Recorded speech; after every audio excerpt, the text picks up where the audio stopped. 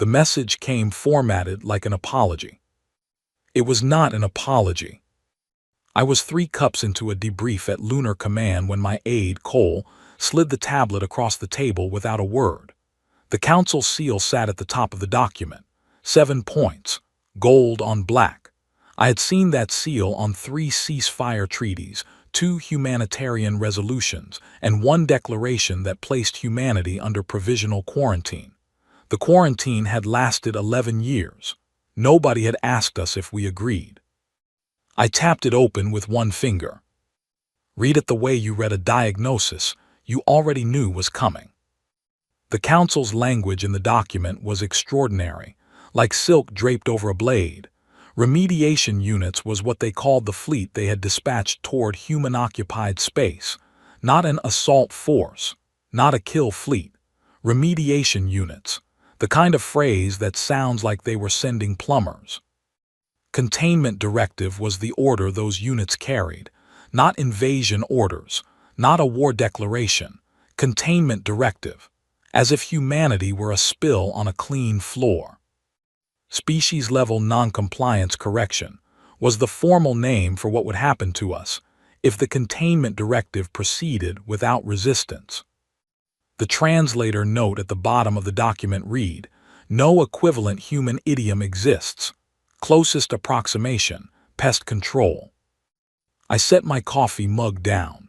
It was ceramic, earth-made, chipped on the handle in a way my mother had always called character. I stared at it for a few seconds, not because I had gone somewhere else in my head, because I needed something solid under my hand that had nothing to do with that document. 17 species had voted for this. 17 civilizations, each older than human writing, each with fleets that dwarfed anything we had put in space, had looked at humanity and decided we were the problem that needed correcting. Unanimous.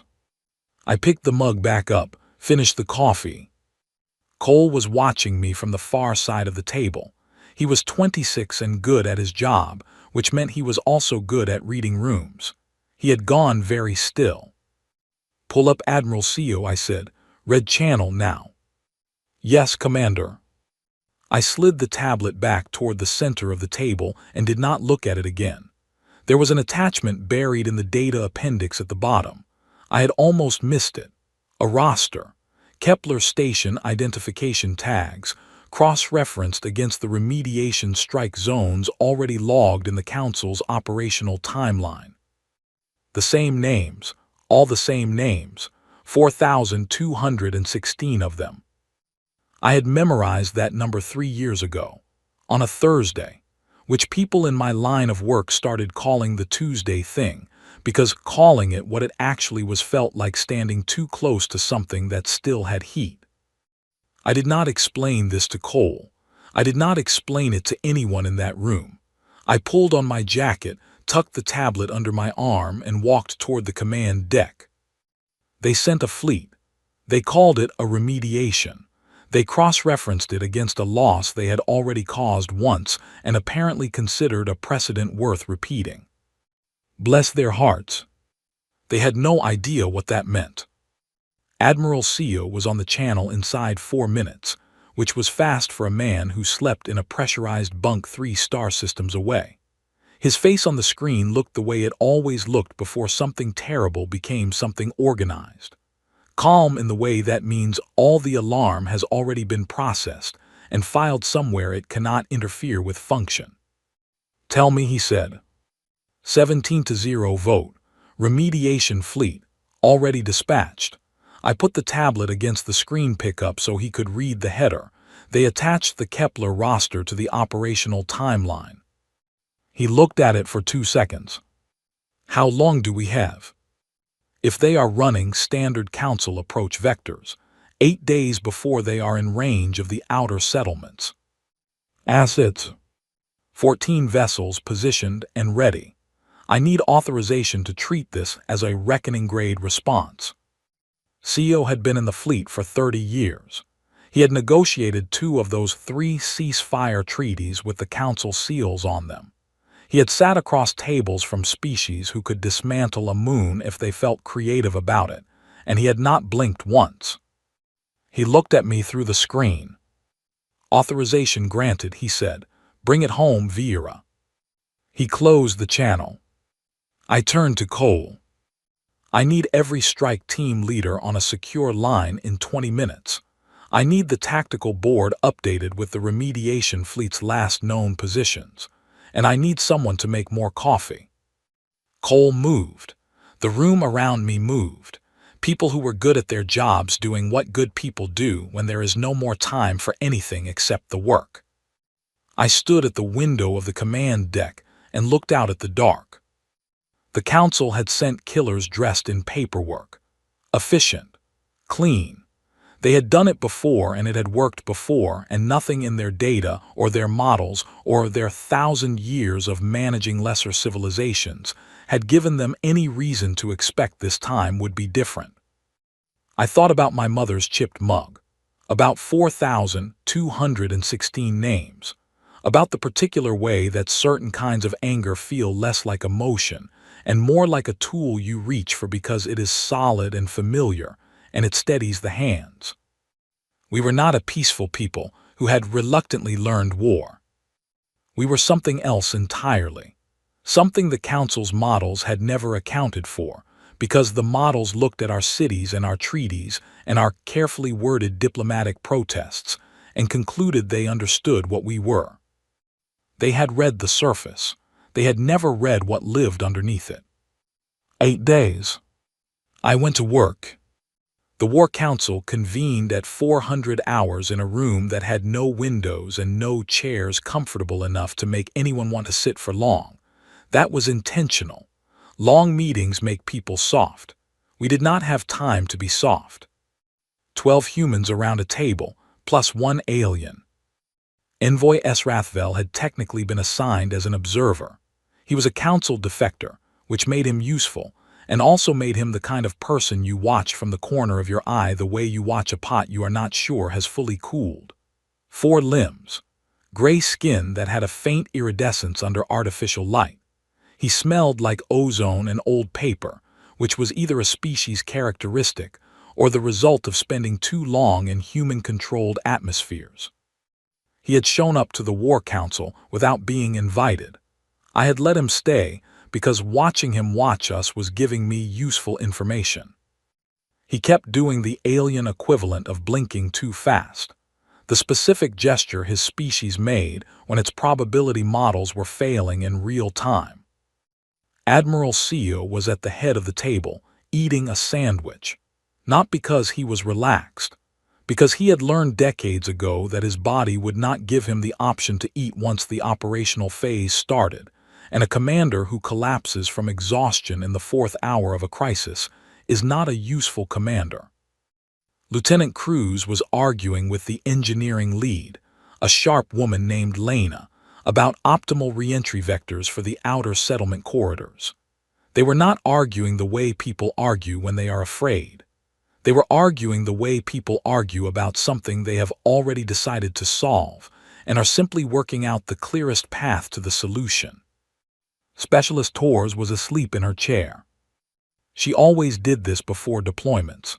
I had served with Torres for 6 years. She could fall asleep in a debrief, in a drop bay, in the back of a shuttle descending through atmospheric turbulence. She said it was a skill. She was right. A soldier who cannot rest between the decision and the action is a soldier who arrives at the action already worn down. Srathvel was watching Torres sleep with the expression of a being whose categories had just failed him. I pulled up the tactical board and began rotating the ballistics chart, not because I needed to look at it again. I had it memorized. I rotated it because it kept my hands occupied and because there was something in the movement that helped me think. The remediation fleet's lead formation, I said to the room, is configured for a standard council containment sweep. 3 wings, covering the primary human settlement corridors simultaneously. They expect us to respond with what we have where we have it, which means they expect a scattered, reactive defense.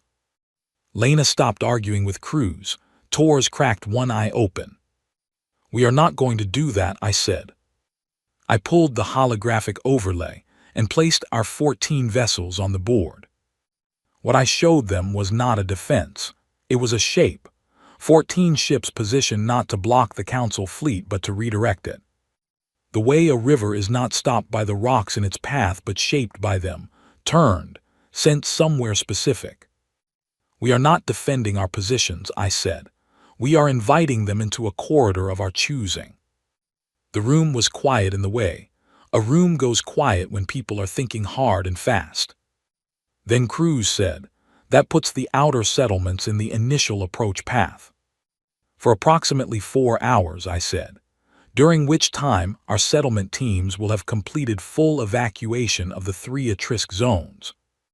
You are assuming the evacuation completes on schedule, Lena said. Lieutenant Park's team will make sure it does. Park was not in the room. Park was already on a transport to the outer corridor. I had sent him 2 hours before the War Council convened, because Park was the kind of officer who did not need to be in the room where the plan was made. He just needed to know what needed to happen. He would figure out how. Esrathvel had been silent for the entire briefing. When I paused to let the room absorb the shape of the plan, he spoke. He addressed me specifically. Not the Admiral, not the room. Me, because I seemed to him the most senior, which in council terms meant the most likely to give an explanation that made sense in his framework. Commander, he said. His translator rendered his voice as something low and precise, like a well-maintained instrument. Your species has been issued a termination-grade directive by a coalition of 17 civilizations. Their combined fleet capacity exceeds your own by a factor of 43. Their remediation units are purpose-built for this kind of operation. They have executed similar directives 11 times in the past 200 years. All 11 target species are no longer active. He paused. Why are none of you afraid? The room did not react the way he expected. Lena went back to looking at the reentry vectors. Tors closed her eye again. Sio took another bite of his sandwich. I stopped rotating the ballistics chart. We are afraid, I said. He looked at me, waiting. We are extraordinarily afraid, Envoy. Every person in this room is operating under a level of stress that would functionally disable most species. That is not an exaggeration. Human fear responses are among the most intense in the documented biological record. Then why? Because fear is not the question, I said. Fear tells you the situation is serious. You already know the situation is serious. The question is what you do after fear tells you that. He did not have a word for this. I watched him search for one in whatever mental framework he had built for understanding us. He did not find it. I reached across the table and pulled up the Kepler station roster, projected it on the wall behind me. 4,216 names in small text. It still covered the entire wall. Every name. Every person who had been in those corridors and those quarters and those research pods when the first remediation directive had come through. The one the Council had also called a containment measure. The one that happened on a Thursday 3 years ago that I called the Tuesday thing. Because there are some things you learn not to say too often, or they start to cost you something you cannot afford to spend. The room went fully quiet. Even Lena stopped moving. The Council sent killers, I said. Those are the names of people those killers already visited. I need to be very clear about what we are sending back. I turned off the projection. This is not a revenge operation, I said. Revenge requires an emotional investment in the other party's suffering. We do not have time for that, and it would not serve the mission. What we are executing is a complete demonstration. We are going to show the Council, in terms they cannot dismiss or reinterpret, exactly what happens when they point a remediation fleet at humanity. And after the demonstration, Esrathvel asked. After the demonstration, we talk, I said. But they need to see it first, because nothing we say will mean anything to 17 civilizations that have executed this directive 11 times without consequence. Words are only credible when the person speaking them has already shown you what they can do. Srathvel was quiet again. The blinking had slowed. I defected from the council, he said slowly, because I believed their model of humanity was incomplete. I could not quantify how.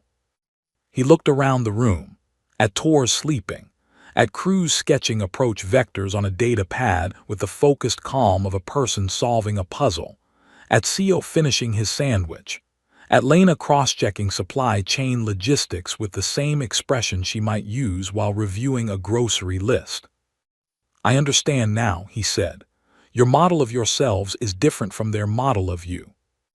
Their model is not wrong, I said. It just does not account for the relevant variable. Which is? I picked up the ballistics chart rotation again. We have been afraid the entire time humans have existed. Every predator on our home planet was bigger and faster and stronger. Every winter was a genuine question about whether we would eat enough to survive it. Every other group of humans was a potential threat before they were a potential ally. We evolved inside fear. It is the oldest thing we have. I set the chart down. We did not overcome it. We built everything we are on top of it. The cities, the ships, the treaties. All of it is what afraid creatures make when they refuse to stop. The room was quiet. Then Tors, without opening her eyes, said, "Also we are stubborn as anything."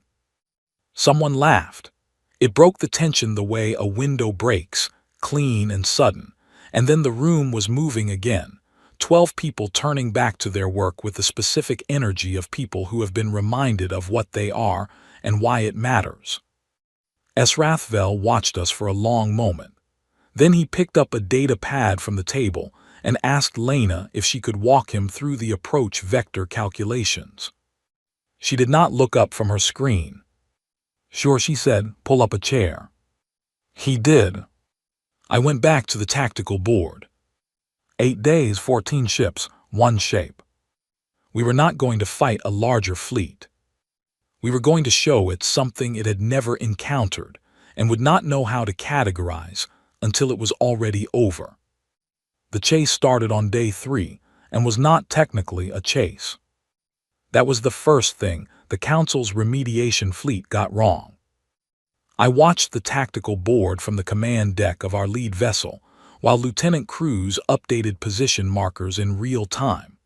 The remediation fleet, 40 ships purpose-built for exactly this kind of operation, had arrived at the outer settlement corridor, expecting to find a scattered human defense trying to hold ground. What they found was nothing.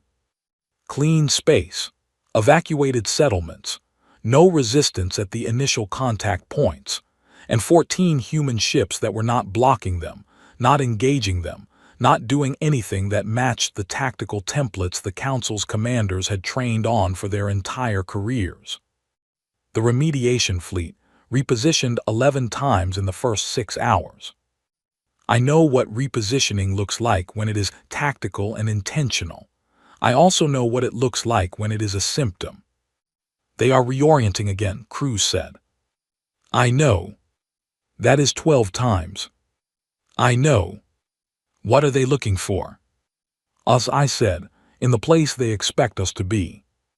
The Council's remediation commanders had a tactical vocabulary built from 11 successful operations against 11 species that had responded to overwhelming force the way most species with any instinct for survival respond.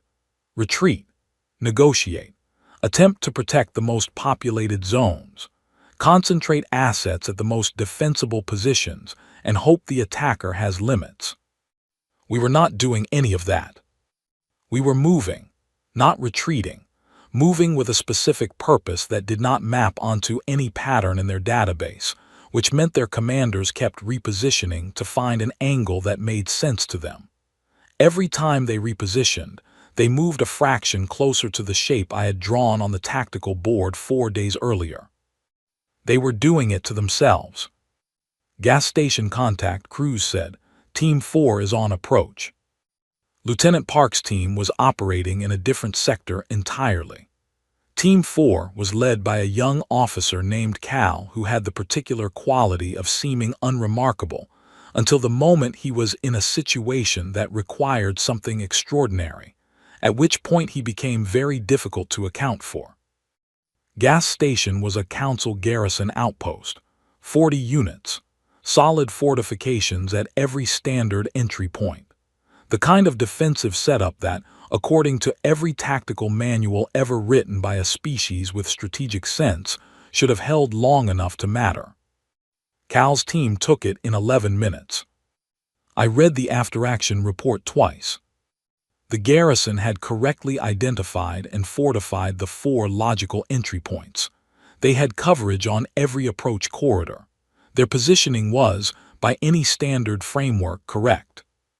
What they had not covered was the maintenance access shaft on the station's lower ring, which was pressurized at a level that required specialized equipment to navigate, and which no tactical manual had ever listed as a viable assault entry point, because the logistics of using it were, in standard calculations, too complicated to be worth the effort.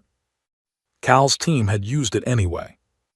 They had also used the exterior hull, in vacuum, moving on magnetic clamps at a rate of advance that the garrison's external sensors had classified as debris drift and therefore ignored. I had not ordered either of those approaches. Cal had looked at the station, run his own calculations, and decided the math on a direct hull walk was more favorable than it appeared in the standard model. Then he had done it. No casualties on our side. I set the report down and picked up the one thing I had been carrying since we cleared Gas Station's deck, a small energy sidearm that had belonged to a council remediation unit, still half charged. The grip was designed for a hand configuration that was nothing like mine, which meant it sat awkwardly in my palm in a way I found informative every time I held it. I was not going to use it. I did not entirely understand why I was carrying it. I held it the way you hold something that used to be in the possession of someone who thought they were the dangerous party in the room. Intercepted transmission coming through, Cruz said. Council encrypted. We are on the decryption now. Play it when it is clear. The decryption took 4 minutes. The Council used a cipher system that was genuinely excellent. It would have stopped most species cold. Humans had broken it in 37 hours during the initial intelligence phase, not because we had better tools but because we had put 8 cryptographers in a room with the problem, told them they had 2 days, and let them compete with each other. Competition is a remarkable motivator when the people competing are good at what they do. The transmission played. Council Commander Vrethsal, addressing High Command. His voice through the translator was controlled in the specific way that means the control is costing something. They are not retreating, Vrethsal said. I want to be precise about this because the distinction matters. A retreating force moves away from contact to preserve itself. These vessels are not moving away from us. They are moving in a pattern that I cannot model with the tools I have available. Every time we reposition to establish favorable contact geometry, they have already accounted for the repositioning. Not reactively. They accounted for it in advance. A pause. I do not understand the vector. I do not understand the endpoint. I am requesting immediate consultation with High Command Tactical Division, and I am formally nodding in this record that my operational projections require revision. The transmission cut. Vrethsal's ship disappeared from the board 4 seconds after sending it. Cruz did not say anything for a moment. Then hurting. Yes, I said. He figured it out right before the end. Yes. Did not help him much. No. I turned the sidearm over in my hand, set it on the console, picked it up again. There was something sitting at the edge of my thinking since Gas Station, since the after-action report, since the transmission. Something I had not expected to feel in the middle of an operation and did not have a clean place to put. We were genuinely something, in a way that was difficult to look at directly. 11 species. The Council had done this 11 times. 11 civilizations who had seen the fleet coming and responded the way the models predicted and been reduced to data files in the Council's historical archive. They had been real. They had been alive. They had built things and named things and wanted things. And then they were documentation. And here we were, 14 ships, a factor 43 disadvantage, and Vrethsal writing in his final transmission that he could not model the pattern. Because the pattern was not in any model.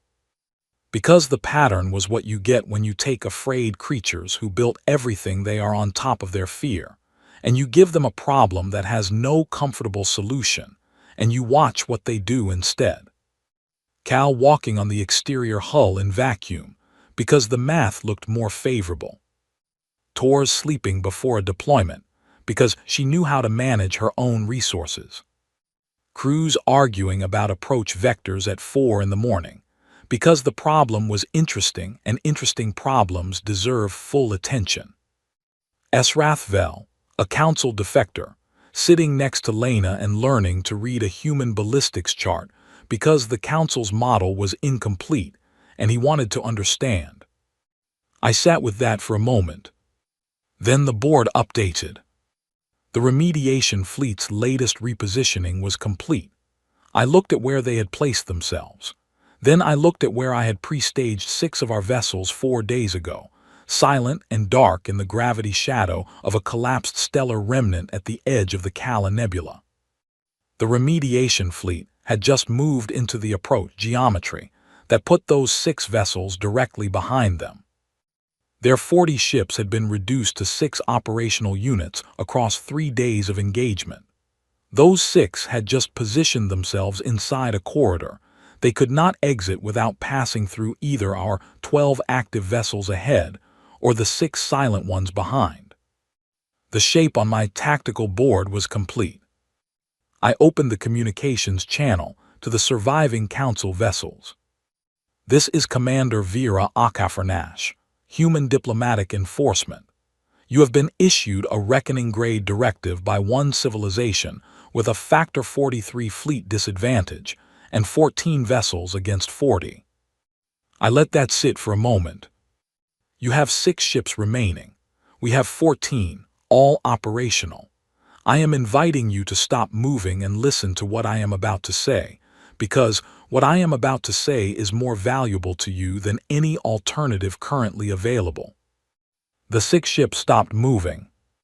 Thank you, I said. We would like to discuss what this means for your operational model going forward. I closed the offensive channel and opened the link to Cruz. Make sure none of our vessels cross into their exit corridor, I said.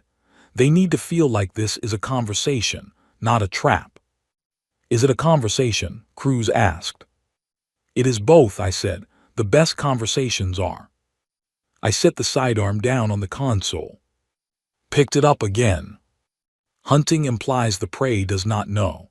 That is not what this was. Vrethsal had figured out what was happening at the very end. That was, in a strange way, the most important part. Not because it changed the outcome. It did not change the outcome. But because it meant the Council's next report on humanity would contain, in the words of their own commander, confirmation that the pattern was not predictable. That was the message that mattered. Not the 14 ships, not the 6 remaining. The message was that Vrethsal had run every model available to a seasoned Council commander, and then written, in his last recorded transmission, that the models required revision. We were almost ready to deliver that message in person. The Council chamber on Solen Prime had been constructed 400 years ago to receive the representatives of civilizations that the Council had already decided were worth receiving. It had hosted 32 species across 2 centuries of what the Council called the expansion of recognized civilization. 32 species, ceremonies, speeches, the careful, formal language of beings who had decided they were the adults in a room full of children who needed guidance. I walked in alone. That was the Council's condition, a representative of humanity, unaccompanied, as a demonstration of good faith before formal proceedings could begin.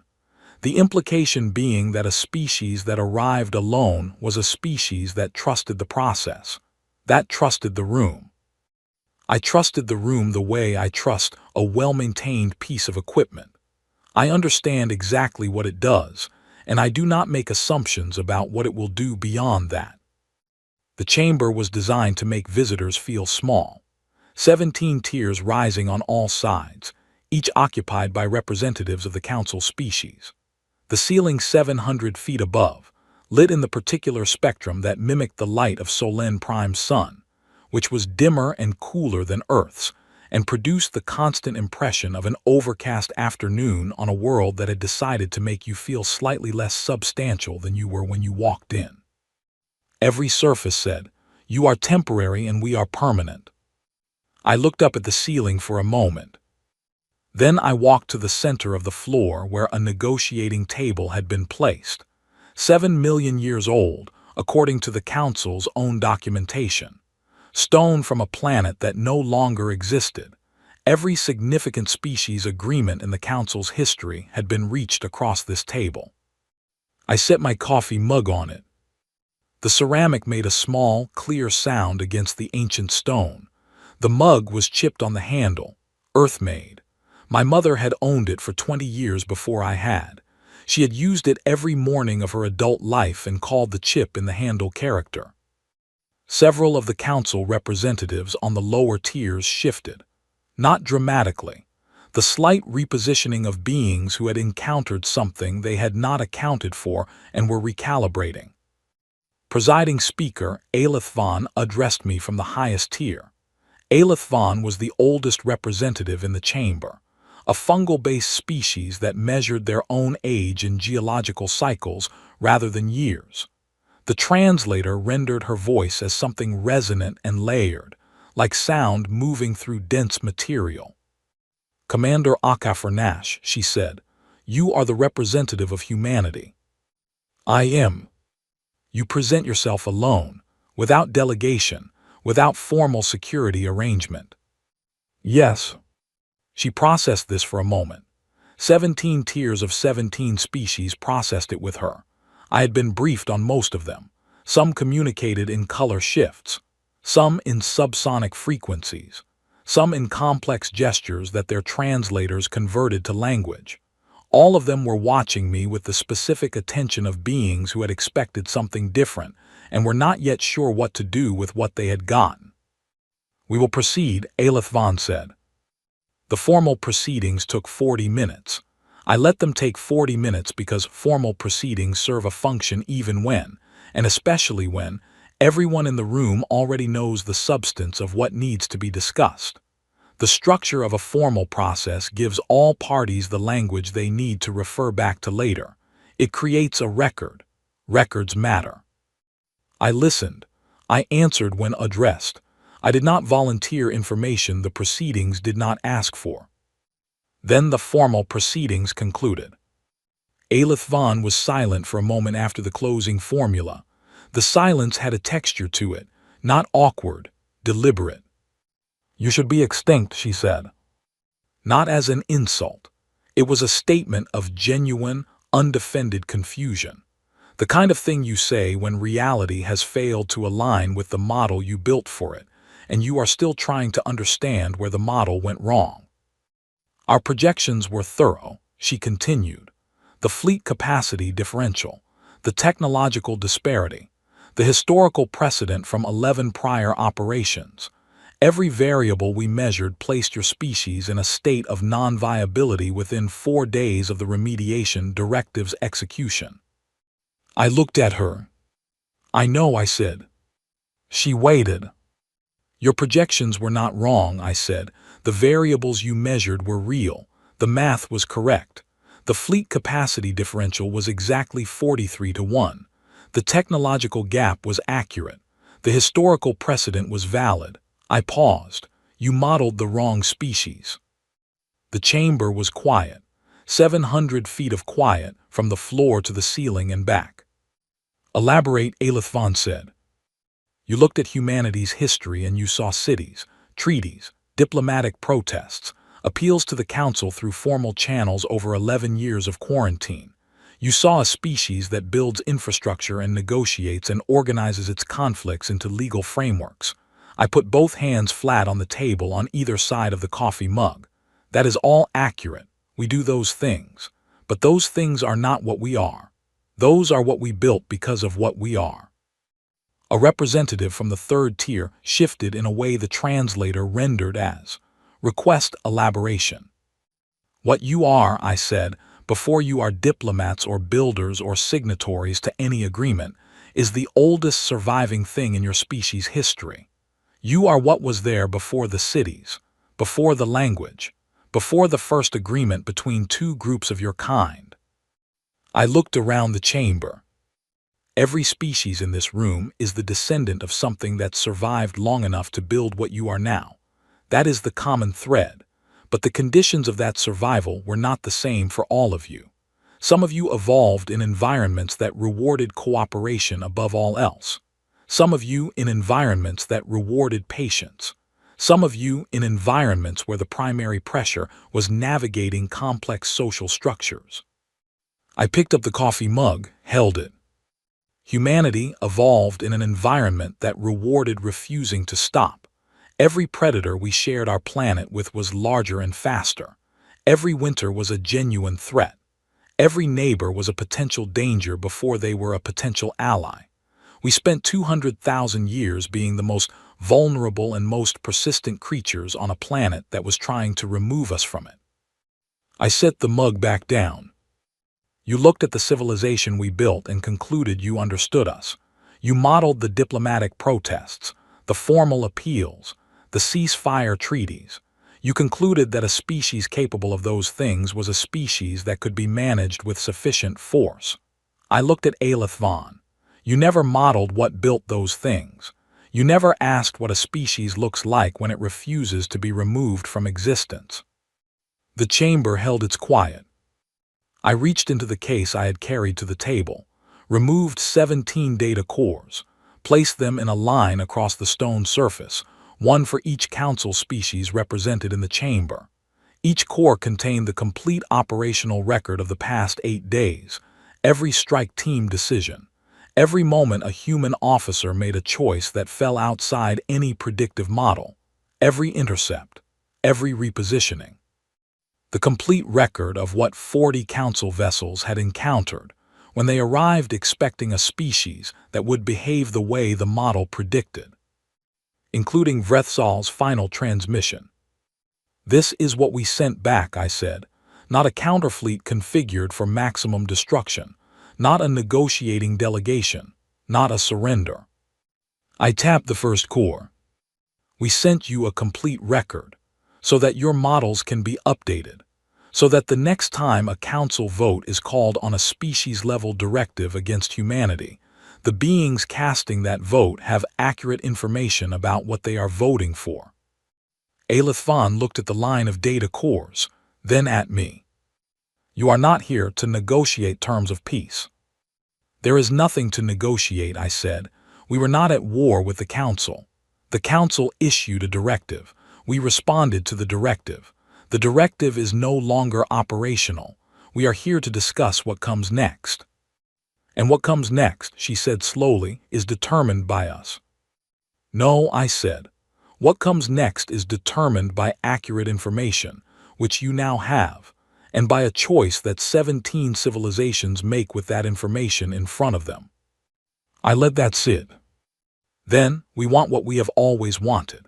We want to be recognized as a peer civilization with standing in this council. We want the provisional quarantine formally dissolved. We want the 11 species currently on your active remediation list reviewed by an independent panel, rather than a unanimous vote of the species that benefit from their removal. And we want a formal acknowledgement that the Kepler Station directive 3 years ago was a mistake. The chamber was very quiet. And if we refuse, a voice from the upper tiers asked. I did not need to identify the speaker. It was the question the room had been moving toward since I walked in. I looked at the chipped mug on the 7-million-year-old table, my mother's mug, earth clay, the chip on the handle that she called character.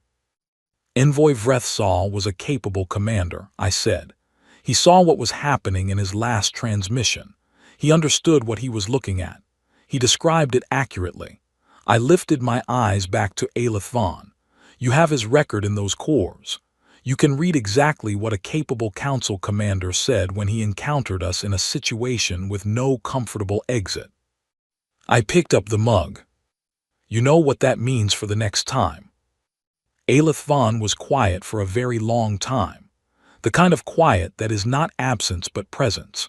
The stillness of a very old mind working through something that does not fit the categories it has used for 400 years. What do you want? She asked. Same thing we always wanted, I said, to be left alone. Silence. Then the chamber began to move, not dramatically, no speeches, no gestures of formal alliance. The slow, careful movement of 17 civilizations beginning to revise a model they had been wrong about for 11 years. I left the data cores on the table, took my coffee mug, walked out of the chamber. The treaty passed in 6 days. Formal recognition, not provisional, not monitored, not qualified with language that meant the Council reserved the right to reconsider if humanity failed to meet benchmarks they had never shared with us directly. Full recognized standing, equal vote, same footing as any of the 17. On day 7, I found out through intercepted Council internal communications that 47 remediation directives against other species had been quietly withdrawn from the active queue. No announcement. No documentation released to those species. No acknowledgement that the directives had ever existed. I put that information in a file labeled Collateral Outcomes. I did not tell anyone about it, not because it did not matter, because it mattered in a way that required thinking carefully about how to use it, and I was not ready to do that thinking yet. The celebrations on Earth started on day 6. I watched them on a delayed feed from the command deck. Streets full of people, lights, the particular sound of a planet that had been holding its breath for 8 days finally exhaling. Someone on one of the major broadcasts called it humanity's greatest triumph. I turned the feed off. Triumph requires an ending, clean edges, a before and an after with the line between them clear enough to celebrate. This did not have that.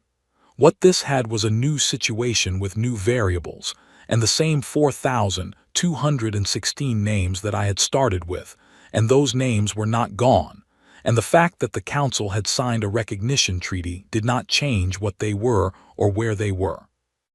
Admiral Seo sent me a message that evening. 4 words. He was not a man who wasted words. Well done, he wrote, rest now. I read it 3 times. Then I filed it next to the Collateral Outcomes document and did not reply until the next morning, because I did not trust what I would say before I had slept. I slept 4 hours. It was not restful sleep. It was the kind of sleep you get when your body has simply run out of options and takes what it can get. I dreamed about nothing specific, just the particular texture of being very far from something and knowing the distance cannot be shortened. I woke at 300, which is when I always wake when something is unfinished. Cole had left a routine operational summary on my desk. I read every page of it twice because reading the routine things carefully is the discipline that keeps you sharp for the non-routine ones, and because I needed something to do with my hands while I worked out what I was going to do next. What I was going to do next was not in the report. I booked a personal transport for the following morning, off the main command registry, not hidden. I was not hiding it. I simply filed it under personal travel, which is the category it belonged to, and I did not tell anyone where I was going because no one needed to know, and because there are places you need to go alone or you have not really gone at all. Kepler Station's debris field was 3 hours from Lunar Command at standard transit speed. I flew it in 2.5. The field was immense. That is the word, immense. It does not mean large in the way that planets are large or that star systems are large. It means large in the specific way that things become large when they are made of pieces of something that used to be whole. The debris caught the light from the nearest star at angles that changed constantly as the pieces moved in their slow, gravitational drift, and the light made some of them look, briefly, like they were still functioning, still powered, still part of something. They were not part of something, they were the aftermath of something. I cut my engines and let the transport drift in the outer edge of the field. I knew the geometry of this debris field the way I know the layout of my own quarters. I had mapped it once, 3 weeks after what my colleagues called the Tuesday thing, in a 6-hour session that I had conducted in a state of profound sleep deprivation, because I had not let myself sleep for 4 days before that. I mapped it because I needed to know where everything was. Because not knowing felt like a failure of responsibility, and I did not have anywhere to put that feeling except into work that was at least adjacent to the thing I was trying not to look at directly. I knew which sector corresponded to the administrative wing, to the family quarters, to the research pods along the eastern ring, to the observation deck where a woman named Nora had taken photographs of deep space phenomena and submitted them to Earth publications under a pen name, because she thought her research credentials made professional photography seem frivolous, which was the kind of thing people think when they are alive and concerned about how they appear to others. Nora was in the debris field. Everyone I was thinking about was in the debris field. I floated there for a long time. I did not say anything. I had thought, at various points over the past 3 years, about what I would say if I ever came back here. I had constructed sentences in my head during transit jumps and during debrief sessions, and during the specific kind of insomnia that comes not from unease, but from having too much to process and not enough framework for processing it. None of the sentences fit when I was actually here. There is nothing that fits. That is the honest truth of it. Language is built for things that have edges, beginnings and endings, subjects and predicates. What you feel when you float in the debris field of 4,216 people is not a thing with edges. It does not begin or end. It simply is, the way the field is, turning slowly in the dark, made of pieces of something that used to be whole. I was there for approximately 2 hours before Srathvel's ship came out of the dark. He did not hail me first. He did not announce his approach. He simply came out of the dark at a careful speed and cut his engines when he was alongside me and sat there in the same drift. He transmitted one line of text to my console rather than opening a voice channel. I appreciated that. Voice channels require a response. Text can sit. I wanted to understand the text read. I did not respond for a long time, maybe 20 minutes, maybe more. I was not tracking time carefully. Then I transmitted back, "You cannot." His response came immediately. "I know." I looked at his ship sitting alongside mine in the drift of the field. He had come 3 hours from Lunar Command, off the main registry, to sit in silence in a debris field that was not his species' loss and not his grief, and that he would never be able to understand from the inside. "But you came anyway," I transmitted. "Yes," he sent back. I thought about what that meant. Not the travel, not the logistics. The fact that he had decided, at some point in the past 24 hours, that there was something important about being present in a place even when you could not understand it from the inside. That bearing witness is something you offer even when you cannot share the weight of what you are witnessing. The Council's model of humanity had not accounted for a lot of things. It also had not accounted for what happens when a being that defected from the Council sits in silence in a human debris field because it wanted to understand, knowing it could not, and came anyway. That was not nothing. That was the beginning of something. I sat with that thought, turned it over, set it down carefully in a place I would be able to find it later. There is a particular kind of grief that does not move toward resolution. It does not progress through stages and arrive at acceptance on the other side. It simply becomes part of the landscape, part of what the world looks like from where you are standing. You do not heal from it and you do not carry it. You exist alongside it, the way the debris field exists alongside the star it orbits, the way everything that is real about loss exists alongside everything else you are still doing. I reached into my jacket. The remediation sidearm, half-charged, grip designed for a hand configuration nothing like mine. I had carried it since gas station. I had not used it. I had not intended to use it. I had carried it the way you carry certain things that are not yours and will never be yours but that you cannot put down until you are somewhere that can hold them. This was somewhere that could hold it. I opened the airlock hatch the minimum necessary. The pressure equalization took 4 seconds. I held the sidearm in my hand one last time. The weight of it, what it had been sent to do. Who it had been sent to do it to. I set it into the drift. It turned once as it left my hand. Caught the starlight briefly, the way the debris caught it, the way everything in this field caught it and gave it back changed. Then it moved into the dark and became part of the drift, tumbling slowly away into the field, into the long company of 4,216 names. I sealed the hatch. Sat back in the pilot's seat.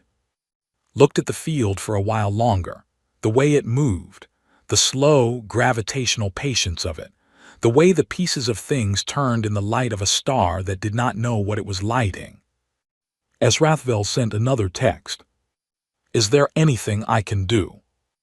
I thought about that for a longer time than the question probably warranted, not because the answer was complicated, because the question was asked by a being who had understood, without being told, that doing was not always the relevant category, who had sat in silence for 2 hours and then asked anyway, because asking acknowledges the other person in a way that silence, however respectful, cannot fully achieve.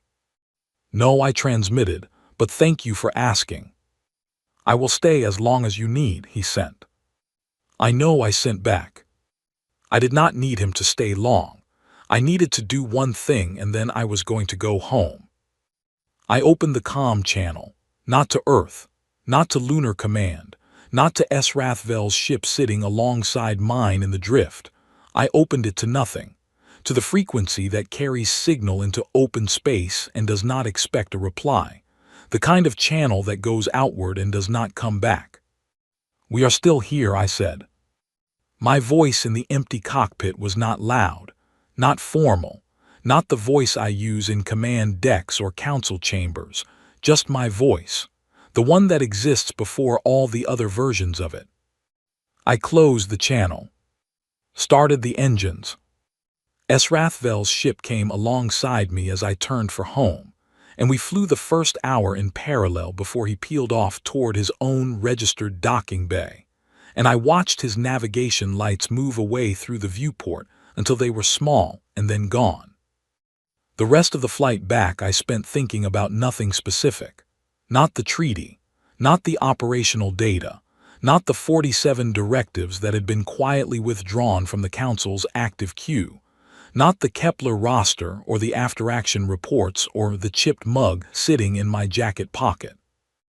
I thought about Cal walking on the exterior hull of a station in vacuum because the math looked more favorable. I thought about Torres sleeping in her chair before a deployment. I thought about CO eating a sandwich at 4 in the morning in a War Council meeting because he understood what his body would need later. I thought about Cruz arguing approach vectors with Lena, both of them already treating the problem as solved, already working backward from the solution they had decided they would find. I thought about Esrathvel sitting in the drift of a debris field for 2 hours because he wanted to understand, knowing he could not, and coming anyway. The Council had sent killers dressed in paperwork and called it a remediation directive. We sent Reckoning back.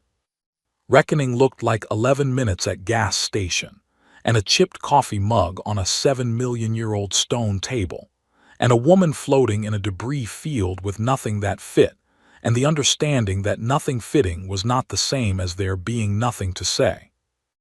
Reckoning looked like 47 directives quietly removed from an active queue because someone finally revised a model.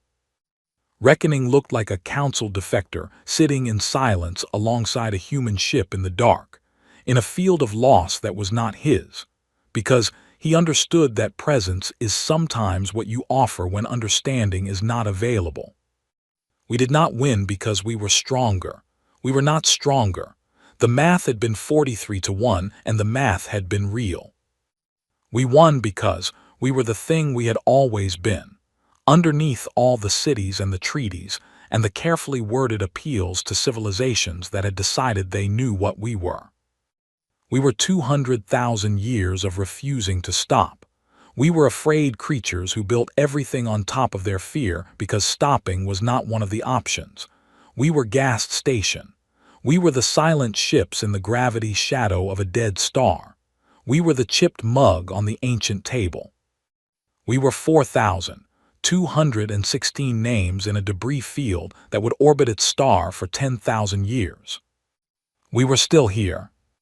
That was what we sent. That was the whole of it. The lights of Lunar Command came into view through the viewport, and I reduced speed, and Cole's voice came through on the standard channel asking if I needed docking assistance, and I said no, I had it, and I brought the transport in myself, steady and even, the way you do something you have done 10,000 times and intend to do 10,000 times more. I landed, walked through the dock, got to my office, made coffee, sat down, opened the file labeled Collateral Outcomes, started reading. There was still work to do. There was always still work to do. That was the thing about still being here.